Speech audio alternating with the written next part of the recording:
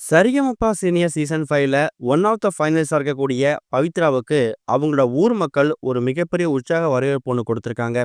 இந்த ஒரு வீடியோ இப்போ சோஷியல் மீடியா ஃபுல்லாக ரொம்ப வைரலாக பரவ ஆரம்பிச்சிருக்குது. இந்த சீசன் 5 பொறுத்த வரைக்கும் எக்கச்சக்கமான போட்டியாளர்கள் கலந்துக்கிட்டாலும் கடலூர் மாவட்டத்தை சேர்ந்த பவித்ராவுக்கு ஒரு தனி ஃபேன் பேஸ் உருவாயிருக்குது. காரணம் என்னன்னா, பவித்ராவோட கணவர் இறந்து போனதுக்கு பிறகு அவங்க பாடம் வந்தது, அவங்களோட ஃபேமிலி பேக்ரவுண்ட். அதை விட முக்கியமானது, கணவரை இழந்திருக்கக்கூடிய பெண் இந்த சமூகத்துல எப்படிலாம் சாதிக்க முடியும் அப்படிங்கிறதுக்காக பவித்ரா ஒரு முன் உதாரணமா இருந்து வந்துட்டு இருக்காங்க. அப்படிப்பட்ட பவித்ராவுக்கு ஃபினாலே வாய்ப்பு கிடைக்காமே போயிடுமோ? ஏன்னா சுஷாந்திகா, ஸ்ரீஹரி, சபேசன், செந்தமிழன், சிவானின்னு சொல்லி இப்படி அடுத்தடுத்ததா 5 போட்டியாளர்கள் ஃபினாலே மேடை ஏறிட்டாங்க. இதுல பவித்ரா மட்டும்தான் வெயிட்டிங் லிஸ்ட்ல இருந்தாங்க.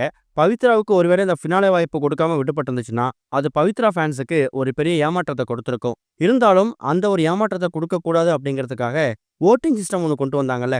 அதாவது மக்கள் அவங்க விரும்பக்கூடிய ஒரு போட்டியாளரை ஃபினாலேவுக்கு அனுப்பலாம்னு சொல்லியிருந்தாங்கல்ல.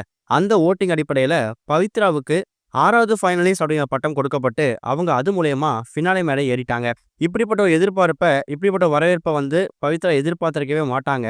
பவித்ரா தான் 6வது ஃபைனலிஸ்ட் அப்படின்னு விஜய் பிரகாஷ் அறிவிச்சதுக்கு அப்புறமா பவித்ரா எமோஷனா ஃபீல் பண்ண ஆரம்பிச்சிட்டாங்க.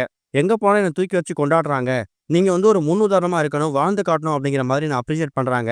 அப்படிப்பட்ட நல்ல உள்ளங்களுக்கு நன்றி தெரிவிச்சுக்கிறேன். கண்டிப்பா அவங்க சொல்ற மாதிரியே நான் டைட்டில் வின் பண்ணாலும் வின் பண்ணாட்டியும் இந்த சமூகத்துக்கு நான் ஒரு முன் உதாரணமா இருப்பேங்கிற மாதிரி எமோஷனா பல விஷயங்களை பேசியிருந்தாங்க.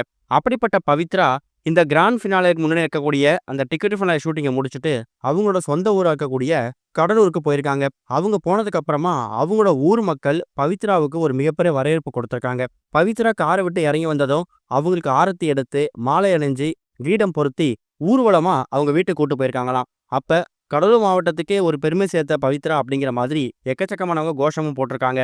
அது மட்டும் இல்லாம ஃபைனலிஸ்டா வந்தது மட்டும் இல்லாம கண்டிப்பா நீங்க சீசன் 5யோட டைட்டில வின் பண்ணணும், அதுக்காக நாங்க பிரார்த்தனை முன்வைக்கிறோம் அப்படிங்கிற மாதிரி எக்கச்சக்கமான ஊர் மக்கள் பவித்ராவுக்கு அவங்களோட அன்பு ஆதரவையும் தெரிவிச்சிருக்காங்க. அதுக்கப்புறம் பவித்ரா அவங்க நேசிக்கக்கூடிய ஊர் மக்கள் இருக்கக்கூடிய ஒருத்தவங்க வீட்டுக்கும் போயிட்டு அவங்க அன்பை ரிசீவ் பண்ணியிருக்காங்க.